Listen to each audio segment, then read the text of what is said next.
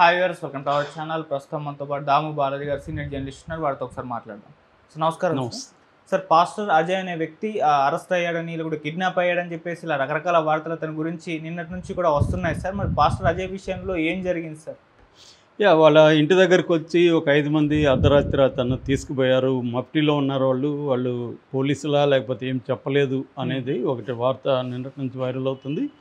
అట్లాగే ఆయన మీద మల్టిపుల్ కేసులు కూడా పెట్టినట్టుగా అర్థమవుతుంది. ఇప్పటి వరకు మనకు అందుతున్న సమాచారం బట్టి 2 పోలీస్ స్టేషన్లో ఆయన మీద ఎఫ్ఐఆర్ నమోదని. ఒకటి తుకారాం గేట్లో ఆరోగ్య స్వామిని క్రిస్టియనే పెట్టాడు ఈయన మీద కేసు.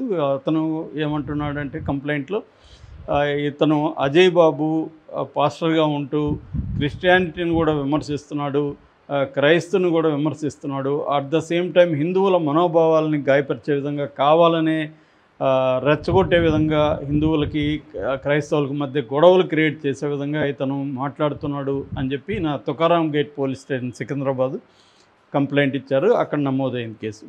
అయితే ఇతన్ని ఖమ్మం పోలీసులు అరెస్ట్ చేశారని కూడా వార్త వస్తుంది. కేఏ పాల్ కూడా ఇందాక మాట్లాడాడు. నేను అక్కడ కూడా పోలీసులకు ఫోన్ చేశాను, ఆయన ఆచూకీ ఇంతవరకు చెప్పట్లేదు, చెప్పకపోతే నేను వచ్చి ఖమ్మంలో ఆందోళనకు దిగుతానని కేఏ పాల్ కూడా హెచ్చరించారు. అతను ఒకవేళ అరెస్ట్ అయింటే అరెస్ట్ చూపించాలని, ఎందుకంటే కావాలనే సాటర్డే అరెస్ట్ చేస్తే సండే కోర్టు హాలిడే కాబట్టి అతన్ని ఇబ్బంది పెట్టచ్చని చేసినట్టుగా తెలుస్తుంది. అయితే ఇక్కడ ఉప్పల్ పోలీస్ స్టేషన్లో కూడా ఒక కంప్లైంట్ నమోదైంది. ఆ కంప్లైంట్ నేను చదివాను, ఎఫ్ఐఆర్ కూడా చదివాను. ఆ కంప్లైంట్ ఇచ్చింది ఎవరంటే హైందవ సంఘాల ఐక్య వేదిక, అంటే హిందూ జాయింట్ యాక్షన్ కమిటీ, హెచ్జాక్ అంటారు దాన్ని. హెచ్జాక్ అధ్యక్షుడు కట్టెగుమ్మల రవీందర్ రెడ్డి అనే వ్యక్తి ఇచ్చాడు. అతను ఏమని కంప్లైంట్ ఇచ్చాడంటే ఇతను అజయ్ బాబు అనేక టీవీ ఛానల్స్లో హిందువుల మనోభావాలను గాయపరిచే విధంగా మాట్లాడుతున్నాడు. ముఖ్యంగా శ్రీరామచంద్రుడిని నేను పవిత్రంగా భావిస్తాను, రోజు పూజలు చేస్తాను, ఆయన్ని ఇతను చాలా ఘోరంగా మాట్లాడుతూ వీడియోలు పెడుతున్నాడు. ఇది నేను చూసి నా మనోభావాలు దెబ్బతిన్నాయి, ఇది హిందువులందరికీ కూడా డ్యామేజింగ్గా ఉంది. అందుకని ఇతన్ని BNS 298, 299, 300 సెక్షన్ల కింద ఇతని మీద కేసు నమోదు చేయండి అని అతను డీటెయిల్గా రాశాడు, ఆ లెటర్ ప్యాడ్లోనే రాశాడు.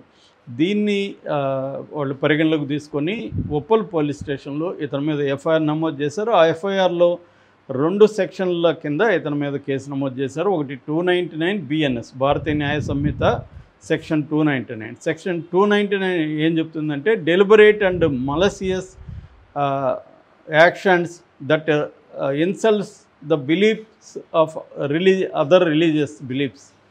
అంటే ఒక ప్లాన్డ్గా కావాలని ఇతర మతస్థుల నమ్మకాలని విశ్వాసాలని అవమానం చేసే విధంగా ప్రవర్తిస్తే ఈ సెక్షన్ కింద 3 ఏళ్ళ వరకు జైలు శిక్ష పడుతుంది. ప్లస్ ఇది కాగ్నిజబుల్ అండ్ నాన్ బెయిలబుల్, అంటే అరెస్టు ఈజీగా చేసేయచ్చు, కోర్టు పర్మిషన్ అవసరం లేదు, అట్లాగే బెయిల్ కూడా అంత ఈజీగా రాదు. ఆ సెక్షన్ అన్నమాట ఇది. దీని కింద 3 ఏళ్ళ జైలు శిక్ష, తర్వాత ఫైన్ 2 పడతాయి. ఇది కాకుండా 66 సెక్షన్ 66 ఐటీ యాక్ట్ 2000, ఈ ఐటీ యాక్ట్ కింద కూడా ఈ కేసు పెట్టారు. ఐటీ యాక్ట్ ఏం చెప్తుందంటే సోషల్ మీడియా దుర్వినియోగం చేసి సోషల్ మీడియాను ఉపయోగించుకొని వివిధ గ్రూపుల మధ్య వైషమ్యాలను పెంచే విధంగా చేయడాన్ని ఈ సెక్షన్ ఇది చేస్తుంది, ఐటీ సెక్షన్. ఈ 2 సెక్షన్ల కింద ఇతని మీద ఎఫ్ఐఆర్ నమోదు చేశారు. ఇతను మరి అరెస్టు చూపిస్తారా లేకపోతే కౌన్సిలింగ్ ఇచ్చి వదిలేస్తారా అనేది తెలియదు. ఎందుకంటే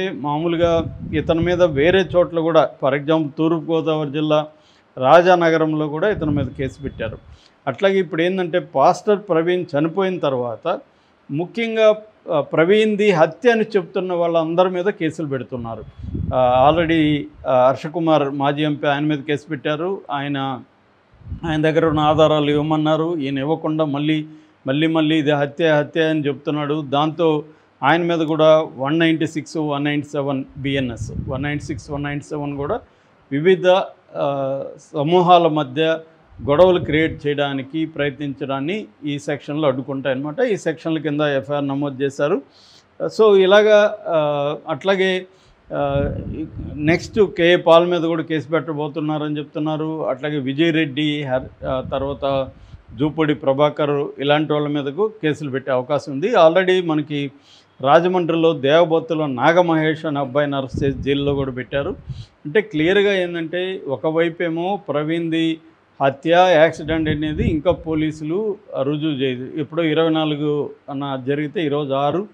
సో దాదాపు ఇంకొద్ది 2 రోజులు పోతే 2 వారాలు అయిపోతుంది. 2 వారాలు అవుతున్నా కూడా వాళ్ళు ఏమో ఒకసారి ప్రెస్ మీట్ పెట్టి అసంపూర్తిగా ప్రకటించారు తప్ప డీటెయిల్ లేదు. Maybe it takes time. కానీ ఇక్కడ ఏమవుతుందంటే గందరగోళాలు అయితే రోజు రోజు క్రియేట్ అవుతున్నాయి.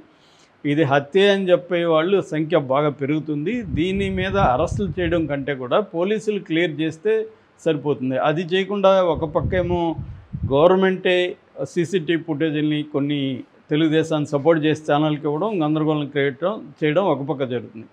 రెండో పక్క పాస్టర్ల మీద లేకపోతే దీన్ని అనుమానించే వాళ్ళ మీద ఇది హత్యేమో అని అనుమానించే వాళ్ళ మీద కూడా కేసులు పెడుతున్నారు.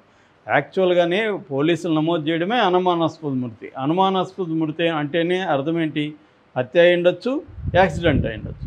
అలాంటప్పుడు ఒక వ్యక్తి ఇది అనుమానం వ్యక్తం చేశాడనుకో హత్య అయి ఉండొచ్చు అని, తప్పేముంది? దాంట్లో ఉన్నదే కదా, ఆల్రెడీ వాళ్ళు పెట్టిందే కదా.